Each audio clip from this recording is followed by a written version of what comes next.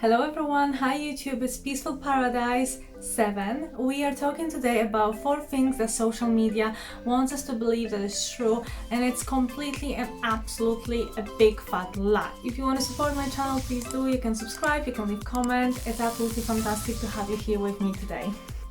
So the 4 things that social media wants us to believe that is normal, which in real life it's so not normal that it's absolutely scary these days. The first thing is that everyone's going on holidays somewhere. I don't know if you've seen that new trend, the holiday trend. I mean, everyone that I know of, literally they have a travel account, they're traveling all the time, they're always busy making new holidays, they go for like crazy amount of holidays per year, and you just think like, what's wrong with you? Did you ever experience that?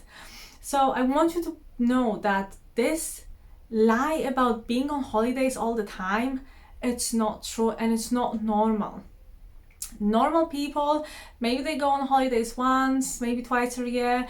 If your work allows, if you're good with money, you both love to travel, maybe a couple of more times per year. But I think it's absolutely crazy that some people go every month and they stay in a lot of expensive places like Positano, Mykonos, or they're going to, Thailand. I know Thailand, it's quite cheap to live there, but going there, I mean, I think it costs like 700 or 800 pounds even to go there one way from England. I personally have a traveling account, so I know, especially when sometimes we go on holidays, I'm gonna get changed a few times throughout the day. I'm gonna take a lot of different pictures in different places.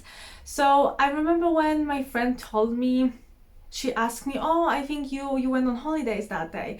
And I said, no, it's like an old photo that I've done 5-7 months ago, and I just reposted because nobody has seen 10,000 pictures that you have seen. So first thing, they do reposting it, and second, it's not true. And you also see people traveling like business class and first class, and especially all the young girls, they want to show that luxury life, and they want to say to you that you're missing something because you travel economy. Like, you just travel with Ryanair and they travel with British Airways or whatever, with, like, I'm so sorry to say that, but even if I would be a millionaire, spending that much amount of money on business class each way, it's gonna cost you a fortune. You can spend that money so much better. That is not worth it. And also, there are a few women who, who are in the relationship with quite wealthy guys, or who have met them and they just traveling as a companion. As you can imagine, those men, they can easily claim it as business expense. So it's nothing for them, taking her to Dubai, taking her to Maui, taking her wherever she can dream of. And I mean, that's sort of a good thing or a bad thing. I mean, you name it, whether it's good or bad for you, but don't think like this is normal. And also, there is like a small group of the actual people who post all these travel photos, and they are actual photos just because they do it for work. They do it for a living. They have to go to all these different places, either for the meetings or wherever, and they have this 1 day or 1.5 day to take the pictures and post it on Instagram. But I would say majority of the very wealthy people who have different things to do on the side,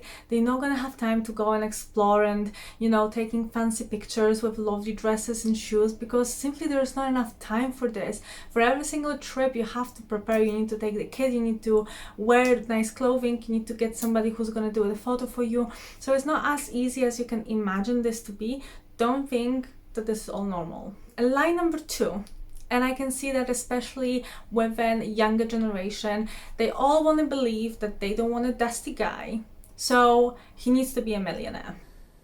I really don't know how that whole idea of getting a millionaire in their 20s even started, but oh my god, like, how big lie is this? To be honest with you, I studied the data, I've done the research, and let me tell you, and it's not even possible to meet a millionaire in their 20s because they simply don't exist. Like, they just don't exist. Not every girl will be able to find a millionaire in their 20s. I would even argue that it's very hard to find someone who is below his 60, to be a proper millionaire that can spend and have time and have money to do that. A lot of millionaires who just become a millionaire because of the property, of the business, they want to claim the ladder. They want to secure their life and the life of their family if they have one. They don't want to spend that money just on traveling and doing different things, because they understand that time is so important and money. They prefer to build, you know, the assets rather than getting liabilities and have to pay back and back on, you know, what do you expect? Getting a Chanel bag for £20,000? For what? What is the return in that? So the study's saying that they're about 2.849, so 2.9 millionaires just in the UK. And you can feel like, wow, this is a huge number, right? Like there's 2.9 millionaires, then it's easy to find one on the street. But I've studied that data very closely, and first of all, you need to think about things like religion, race, heritage. So, you know, whether you want somebody from Africa, whether you want somebody from India, because looking at the data, a lot of Indian people are millionaires, and there is nothing wrong with that, but that's your question. Do you want to be part of this community? Okay? So as you can see on the screen, and I'm going to share it as well, there aren't a lot of millionaires, even like before the 40, 50, unless you're reaching high and you want a millionaire who is 60, 17, then yes, girl, you go and have fun. But I'm telling you, this, you know, idea is not achievable, it's not realistic, and it's actually ruined so many different relationships, because that girl is saying, you can't take me to expensive places, you know, you're dusty, you can't do this or this for me, bye, I'm gonna get another new boyfriend. And this boyfriend's gonna look perfect on the picture, he's gonna look perfect, you know, because he's got that Instagram, he's got this and that, and he's maybe giving her different small gifts, but in reality he's not even close to being a millionaire, comparing to the guy that she was with before, and who was actually trying hard. And maybe by the time he's gonna be 35 or 40, he's gonna settle, like he's gonna achieve something on the level that she wanted to. So please, let's be realistic. In their 20s, even 30s, I think the guys, they just starting to walk, you know, they need to have time to have their life, they need to have time to get fun, and that's usually happens when they between 20 to 25 with a good moments. Maybe you're gonna find somebody who's gonna start to, you know, focusing on his career much sooner. But you know, even when you study a law, when you're a student and you want to become a, you know, someone who is like an architect, or he wants to be a professional working within the medicine or pharmacy, so somebody who's gonna get a really good money, they're not gonna start to make that money until certain experience and until certain time. And I would say the best time for the guy who really focused on his career and he wanted to build something is probably about 35, 40. And I also want to argue that majority of those wealthy millionaire men, you know, the data doesn't show you just men, they show you male and female. They also show you families. Have a look closely. The very wealthiest families hold much more financial and business wealth than other wealthy families. Okay, but that also means that they are considering the whole family. So if a woman is delivering and man is delivering, or if there is a child, or you know, if there is an adult child that lives in the family, but they making 6 figures or whatever, they combining everything and then trying to tell you that there are a lot of millionaires or billionaires. Absolutely not true, you know what I mean? They are physical, business, financial, property and pension. If you really look closely, a lot of them assets sits within the pension and property. That means majority of the times it's very hard to get that money back straight away, because obviously the pension is there until they're gonna reach certain level, a certain time, certain age. And the property as well depends whether this is like rental properties and they're actually making, you know, like a cash flow money every month. And there can be a lot of different situations with the properties. Obviously you can have the commercial properties, you can have normal properties, you can have Airbnb. Maybe you're making money, but you also have to pay for somebody to clean it, to look after it, management. So it's not always the numbers that you see, and it's not always the millionaire thing that you see. Like, this is absolutely not true. You need to take the whole picture into consideration. Don't believe that every man who is not a millionaire in his 20s or 30s is dusty. because that's a big fat lie. So yeah, this is not the correct data, because first of all them people maybe will have 2 or 3 properties that are anywhere between 5 to 7k, 500 to 7,000 pounds, and the asset counts as being a millionaire. But maybe they have inherited that by the family member, and now they do not know what to do with that. So money without the knowledge equals disaster. And I've met loads of people who have inherited properties that they cost like, they were classified as millionaires because all of the sudden they received a property that was worth over like 2 million pounds, but now they have to pay the tax on top of it, and they didn't even know how to get that money because they didn't have that much money to pay.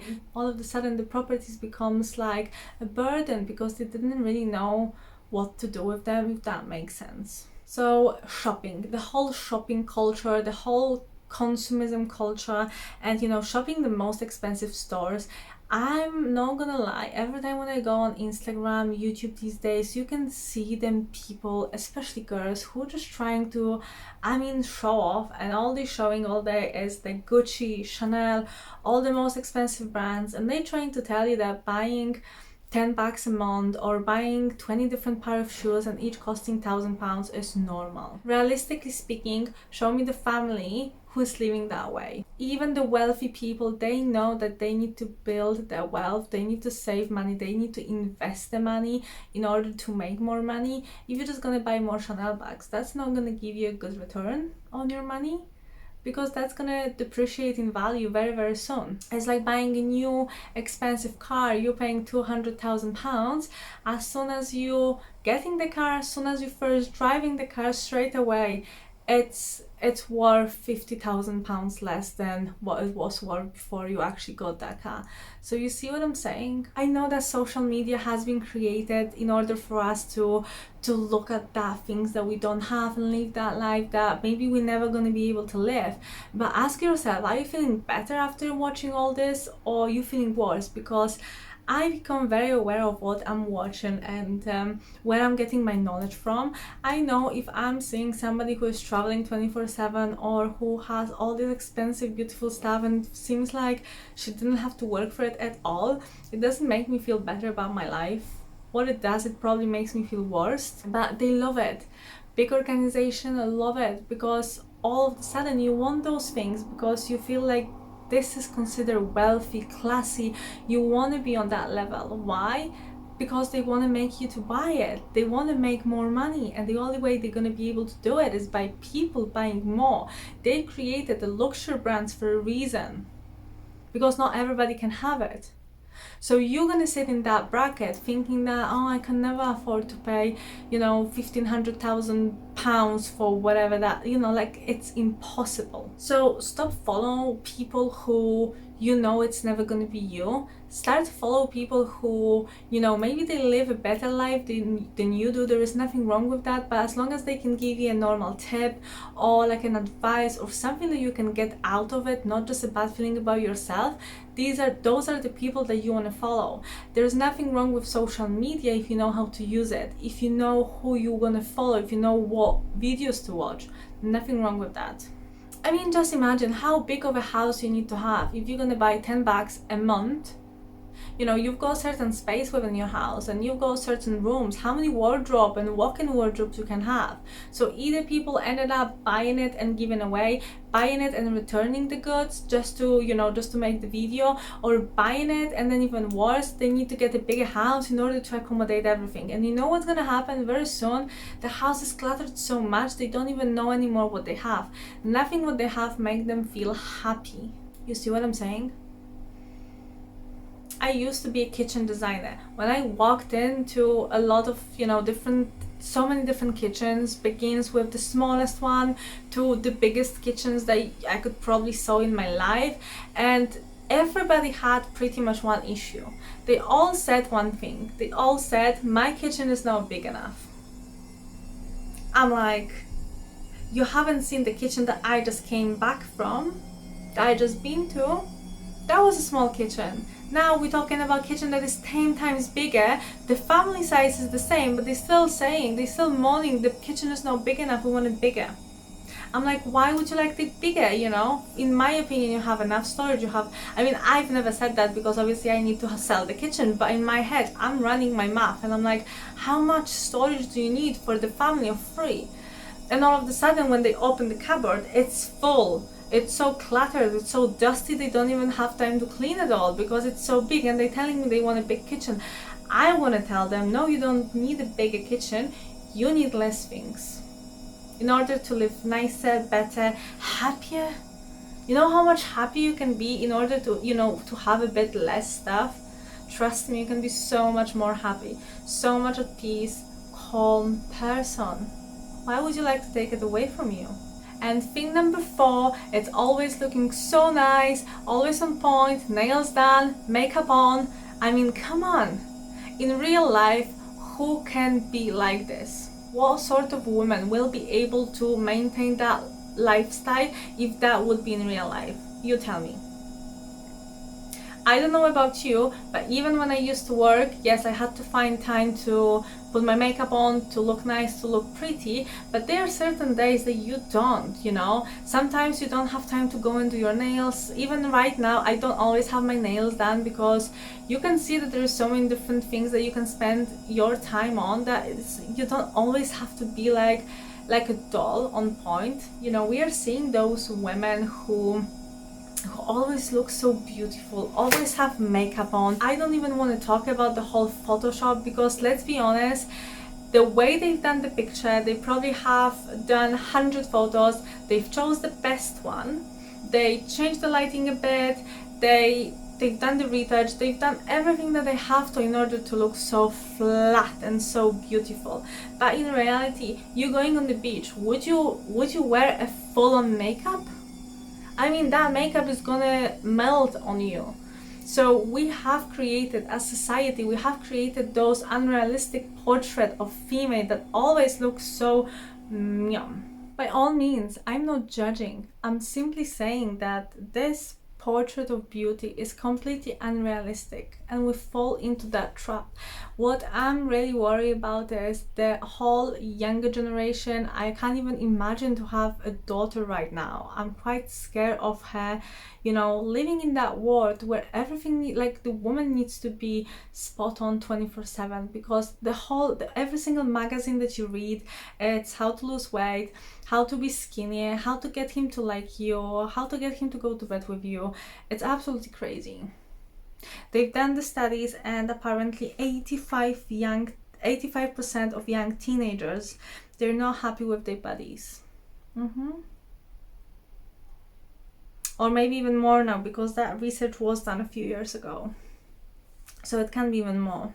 So I think it needs to be our decision of what we're watching, who do we want to support, what sort of knowledge we want to give to our children. Because if we're going to continue like this, having all these unrealistic expectations, expect things that probably will never happen. Maybe they are happening for that 1% of population.